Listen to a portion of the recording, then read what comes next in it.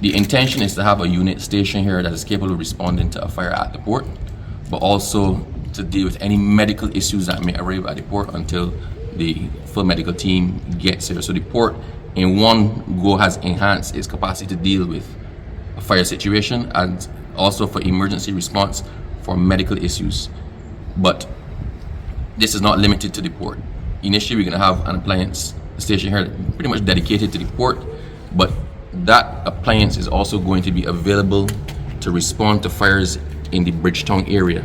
So we're now going to have a unit here able to respond to anything in the Bridgetown area. And I guess you can mentally do the calculation as to how fast we can get to anywhere in Bridgetown. And the medical response team is also going to be available to respond to medical emergencies in Bridgetown. So you have the QEH on one side, you have the fire service headquarters in the plane, you have the port side fire station.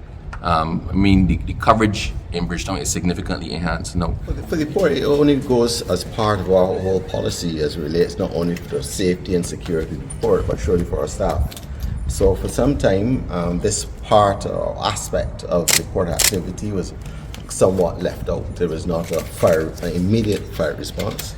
We've placed this here to not only enhance the fire protection of the port, as the fire chief has indicated, but surely it's also to give our staff a bit of comfort as relates to the response that they can get from a medical standpoint, for chemical hazards, as well as for the overall safety and security of the port.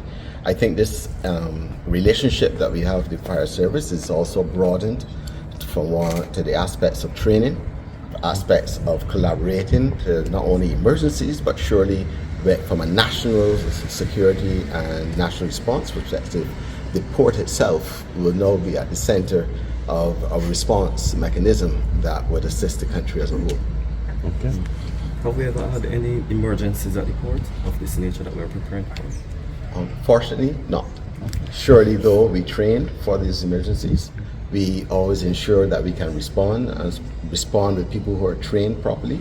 And I think the fire service has always been there for us in that respect. And all we're doing here now is to be building on that to ensure that not only our staff, but surely the community at large are somewhat settled, that those who will be responding know what they're doing.